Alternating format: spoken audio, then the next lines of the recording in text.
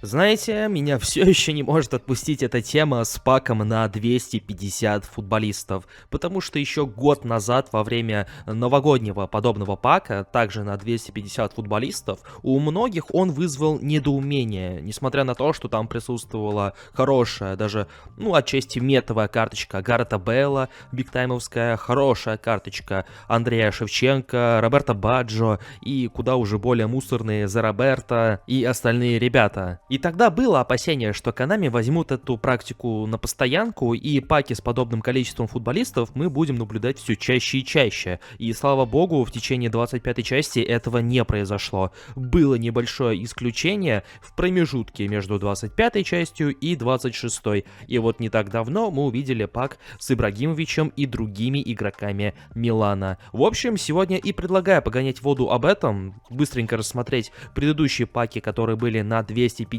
и даже на 300 футболистов. Ну и предлагаю нам всем с вами порассуждать, насколько это оправдано, приемлемо и стоит ли в целом поощрять подобные паки в игре или же, очевидно, не стоит. В общем, время для дискуссии. А если вам необходимо пополнить баланс ваших монеточек в eFootball, то это можно сделать на PlayRock, ведь именно там вы найдете одни из самых выгоднейших предложений для eFootball Mobile. Если же вы играете на ПК, то на PlayRock также можно пополнить свой аккаунт Steam. А в честь Черной Пятницы пополнение через мой промокод составляет целых 0% комиссии. Приобрести монеты и все остальное на их сайте вы можете в пару кликов, и что самое главное, безопасно. А в телеграм-канале ребят проходит розыгрыш на мощнейший кастомный игровой ПК. Также среди других призов игровая клавиатура, ключи от РК Riders и пополнение баланса в Steam. Скорее переходите по ссылке, чтобы принять участие в конкурсе. Все это и не только вы сможете найти по ссылке в описании и в закрепленном комментарии. Ну так, о чем это я? Точно.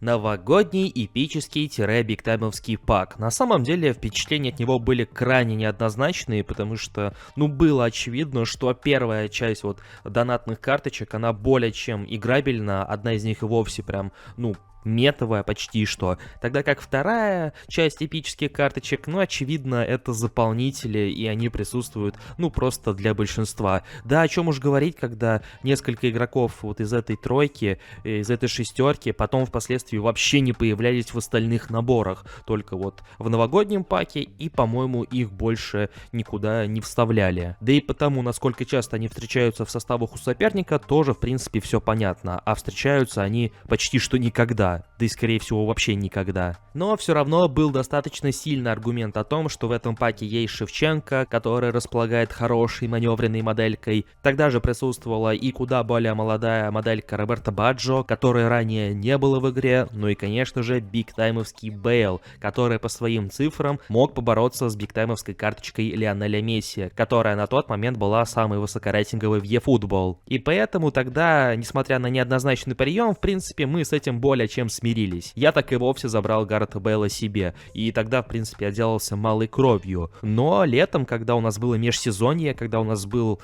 период перевыпуска карточек, которые фигурировали в игре, мы получили бигтаймовский набор вместе с эпическими карточками, и он был представлен на целых 300 футболистов. 300, Карл, 300! И казалось бы, это тот самый момент, когда игроки должны взбунтоваться, спросить с Konami за подобные наборы и, в общем-то, выражать свое недоумение, если бы пак не был настолько хорош. И тут я даже не преувеличиваю, потому что это пак с тройкой MSN. Если в прошлый раз там было 2 эпические карточки, то теперь целых 3 бигтайма, которые фигурировали в разных наборах. То есть самое, что ни на есть гениальная схема от японцев. Так и более того, эта бигтаймовская тройка подкреплялась еще и другими игроками Барселоны в качестве эпиков. И там тоже были хорошие модельки. Андрес Иньеста, Чави, Серхио Бускетс и Жорди Альба. Но в целом одна только бигтаймовская тройка заслуживала внимания, ибо в отличие от своих эпиков, и Неймар, и Суарес в своих бигтаймовских версиях смотрелись намного сильнее и с куда более актуальными и естественными навыками, когда у эпической карточки был Bullet Header,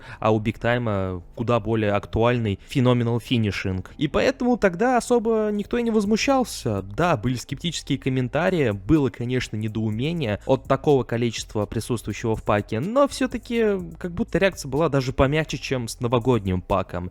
Тогда как с релизом eFootball 2026 появились паки и на 200 футболистов, но и там, в принципе, не так все плохо, поскольку в паке фигурируют 2 эпических игрока и 2 шоутаймовских игрока, которые подходят под тот или иной линк-ап, поэтому отчасти, как будто бы тоже не так все критично. И вот снова пак на 250 футболистов, в котором хорошие карточки — это Ибрагимович, потому что ему нарисовали какие-то, фантастические цифры хотя бы общего рейтинга, Метовый Гулит, и туда ни сюда Гатуза. За него я сказать ничего не могу, потому что опыта игры против него, было мало, и за него так вообще не было, поэтому лично для меня Гатуза вроде бы интересно выглядит на бумаге, но на практике не знаю, как он чувствуется. Тогда как все остальные, это, откровенно говоря, либо мусор, либо, просто такое себе. Но, в принципе, все свое основное возмущение я передал еще в основном ролике с обзором оперативного обновления, поэтому повторяться на этот счет не буду. Просто лишний раз хочется отметить, что разрыв между донатными и бездонатными карточками становится все больше,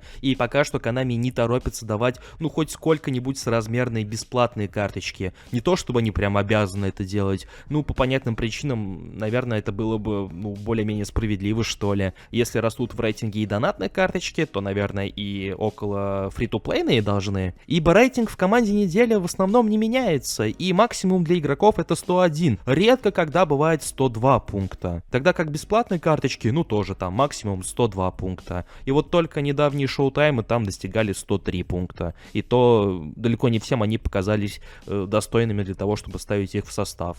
Именно фри-то-плейный. И с быстро растущими рейтингами у донатных карточек мы продолжаем наблюдать не такой уж и быстрый рост тех же самых рейтингов у карточек бесплатных, и не знаю, рейтинговое безумие в eFootball продолжается, но думаю, что это тема для отдельного разговора.